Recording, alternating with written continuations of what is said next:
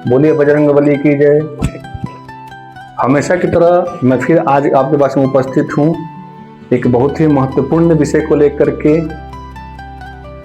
ये आज का जो विषय है वो विषय है कि समुद्र मंथन में कितने रत्न प्राप्त हुए थे, उनकी महत्व क्या है जीवन में।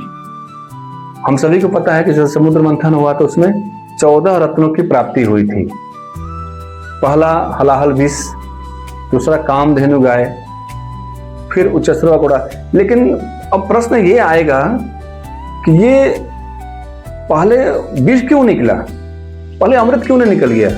कम अमृत पी करके सारे लोग आजीवन मतलब अमर हो जाते हैं, या पहले मदिरा क्यों नहीं निकल गई कि सब लोग पहले पी पा करके खत्म कर देते हैं? इसका बहुत बड़ा सांस्कृतिक और आध्यात्मिक अर्थ है। हमारे जीवन में भी जब कोई चीजें घटना घटती है ना तो एक दूसरे से कड़ियां जुड़ी रहती है। एक्चुअली जो समुद्र मंथन है ना, हमारी आत्मा का मंथन है। हमारी आत्मा का भी जब हम मंथन करते हैं ना तो अच्छी अच्छी चीजें बाहर निकल कर आती है। तो सबसे पहला चीज जो जब आत्मा का मंथन करेंगे तो जो बड़ी चीज अच्छी निकल कर आएगी, तो सबसे इंपॉर्टेंट चीज होता है कि जीवन की यात्रा में अगर आपने अपयश, निंदा, क्रोध इन सबको पी लिया तो अब आगे की यात्रा अच्छे से पूरा कर पाएंगे। तो पहला विष अपने जीवन के अपयश को पी जाना, निंदा को पी जाना, क्रोध को पी जाना। और जब इन सबको पी गए आप, तब आपको कामधेनु के रूप में गाय मिलेगी कि आप अपनी प्रतिभा से हर एक दुनिया को इसके अमृत रूपी दूध को पिलाते रहेंगे। जब आप में प्रतिभा आ जाएगी तो आपकी गति तेज हो जाएगी, और जब आप गति तेज होगी तो आप गति के रूप से चलोगे, अपने चीजों को, अच्छी अच्छी चीजों को, प्रतिभा को लोगों तक पहुंचाओगे, और आप पंख रूपी उच्चश्रवा घोड़ा की तरह में ऊपर उड़ोगे। जब आपकी गति तेज होगी, आप अच्छी तरह से विख्यात हो जाओगे, तब आप हर एक संघर्षों को प्राप्त कर जाओगे। तब एक समय ठहराव की जरूरत पड़ेगी, और वो ऐरावत हाथी उसका प्रतीक है कि आपको ऊंचाई पर जाकर के बैठना है। जब आप सभी चीजों को कंट्रोल करते हुए प्रतिभा को पा लिए, अब आप ऊंचाई पर बढ़ने लगे, वहां पर आपको ठहरना है, ठहर करके एक जगह रुकना है। वो ऐरावत हाथी इसी का प्रतीक है। ऐरावत हाथी क्या है? हाथी जब हम गांव में हमारे आते हैं तो हर एक घर के दरवाजे पर लोग उसकी प्रणाम करते हैं कि गणेश भगवान के रूप है। और उसको देख करके सबसे बड़ा दुखी कौन होता है? कुत्ता। कुत्ता जो है वो हाथी को भौंकने लगता है। वो इसलिए नहीं भौंकता है, वो इस चीज से परेशान रहता है कि ये बाहर से आया हुआ है, इसको इतनी इज्जत मिल रही है और मैं इसी गांव में रहने वाला हूं, मेरे को कोई पूछता नहीं है। मैं दरवाजा बजाता है तो लोग भगा देते हैं और इसकी इतनी इज्जत होती है। और भौंकता भी कहां से है? पीछे से भौंकता है, क्योंकि आगे से भौंकने की आदत नहीं होती है। हमारे जीवन में भी बहुत ऐसे लोग आएंगे, जब हम रास्ते में गंभीरता से अच्छे प्रतिभा के साथ में आगे बढ़ेंगे तो रुकावटें पैदा करने के लिए ऐसे ही लोग आएंगे, जो सामने से तो नहीं आएंगे लेकिन पीछे से वार करेंगे। लेकिन हमको परवाह नहीं करनी है। हाथी परवाह नहीं करता है, हाथी अपने रूप में चलते जाता है। जब किसी को ऊंचाई से टकराव करने के सामर्थ्य नहीं होती है तो वो भौंकना शुरू कर देते हैं।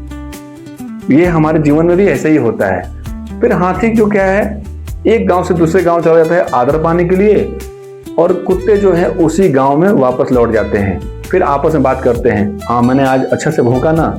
ये हमारे जीवन में भी ये घटना घटती है। ये सब जितने भी 14 रत्न हैं, ये हमारे जीवन में प्रतिबिंब की तरह से प्रदर्शित करते रहते हैं।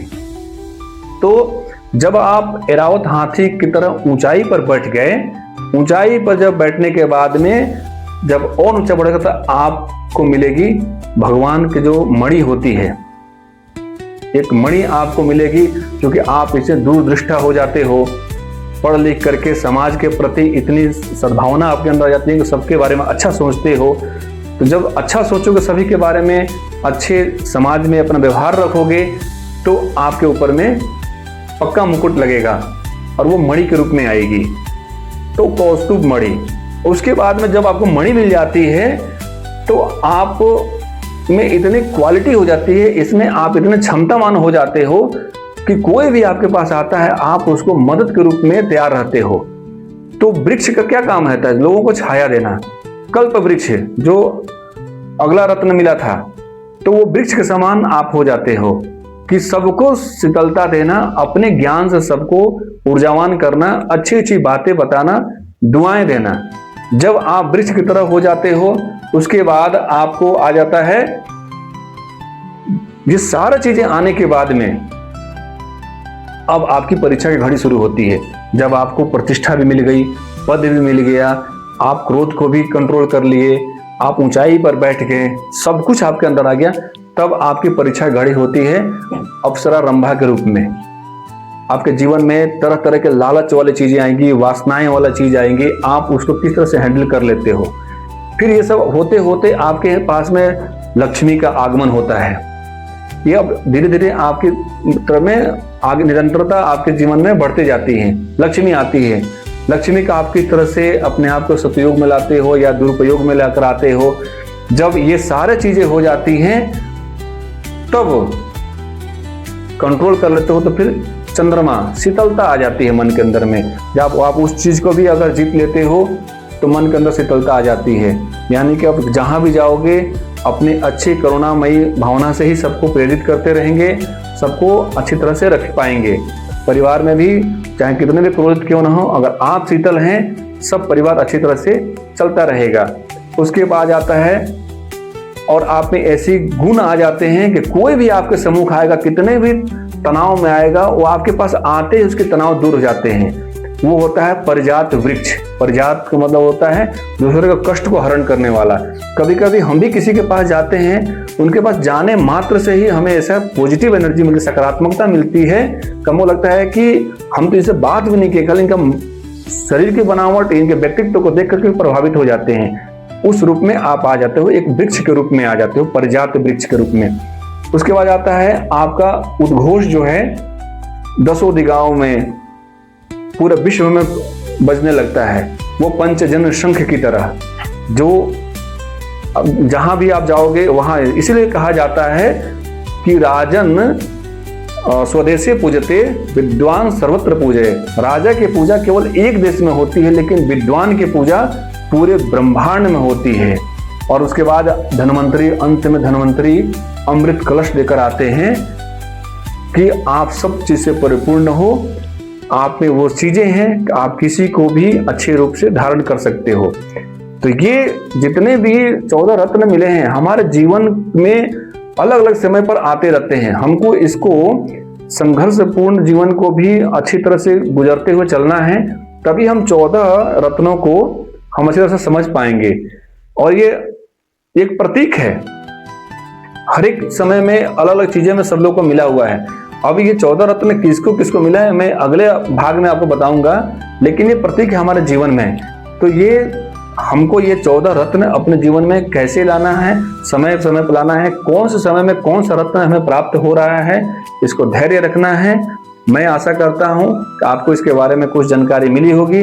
अगर कुछ और भी चीजें आपको जानकारी प्राप्त करनी है तो हम मेरे कमेंट बॉक्स में लिखिए। कुछ प्रश्न हैं वो आप सजेस्ट कर सकते हैं, कुछ सलाह है वो आप हमें बता सकते हैं। और अच्छी और भी बात जानने के लिए आप मेरी वीडियो को देखते रहिए, मेरे चैनल को लाइक शेयर सब्सक्राइब कीजिए, ताकि मैं और भी ज्ञानवर्धक बात आपके साथ में ला सकूं। जय बजरंगबली।